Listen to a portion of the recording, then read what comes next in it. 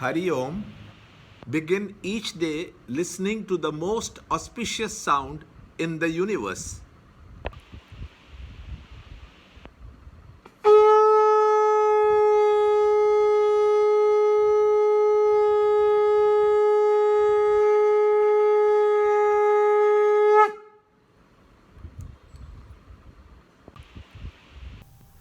Yoga of Devotion. Chapter 12, Shloka 18 and 19. He who is the same to foe and friend, and also in honor and dishonor, who is the same in cold and heat, and in pleasure and pain, who is free from attachment. Chapter 12, Shloka 18. Samashadro cha mitre cha tata manapamanayoh Sidoshna sukha dukkheshu samasanga vivarjitah. To whom censure and praise are equal, who is silent, content with anything, homeless, steady-minded, full of devotion, that man is ever dear to me. Chapter 12, Shloka 19. Tulyaninda stutirmoni santushto yena kenachit aniketastiramatihi bhaktiman me priyo narah. Chapter 12, Shloka 18 and 19. These two shlokas represent the fifth section, which enumerate 10 more different qualities, completing the total of 36. In the last wave of enthusiasm, Krishna enumerates equal to foe and friend. A foe or a friend is an estimation of our own psychological reaction towards another as experienced by the mental being in us. A man of perfection is not identifying with his mind and hence is equanimous and hence maintains uniformity of attitude towards friends and foes, and so too in honor and dishonor. The intellect judges a situation as honorable or dishonorable with reference to its own values and habits of thinking. Only those who are identifying with the intellect are affected. Who is the same in heat and cold? Heat and the cold are experiences of the physical body and not the subtle body. By seeing burning wood in a fireplace, my mind cannot get blisters.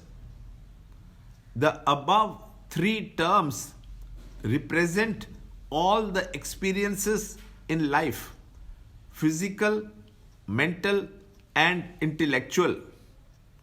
In all of them, a true devotee is unagitated because he is free from attachment or identification with the body, mind, and intellect.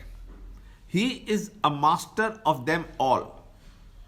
To whom censure and praise are equal, to a true devotee living in a realm of his own, full of transcendental and blissful experiences of the divine, the worldly censure and even praise has no significance or importance at all. He knows one who is praised today will get censured tomorrow in the changing world, as they are only passing fancy of those who express them. He is silent. He is physically and mentally calm, as he has discovered the joy of real silence, free from repressions, content to entertain the demands in life and to strive forth to satisfy them is an unending game. It leaves no time to seek, to strive for, and to achieve the diviner goal of life. True seekers find time by remaining contented with what comes to them unasked. Homeless. He is considered as homeless who has no roof.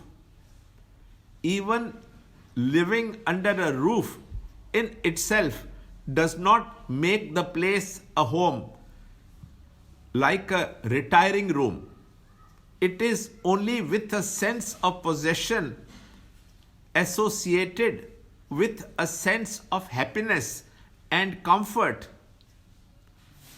that the place under a roof becomes a home.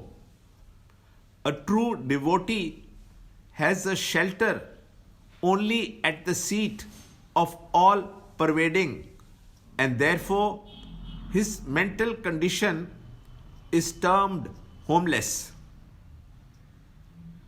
Lord Krishna says, "That man is dear to me, who is steadfast in his intellectual understanding of the goal and ever striving to attain his divine ideal."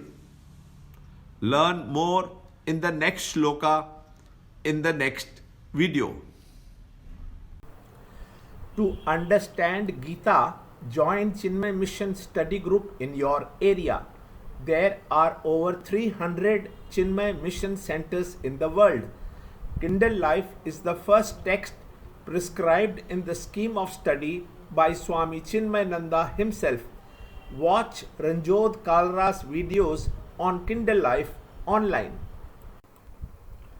See this video clipping again and again till you can answer the following questions.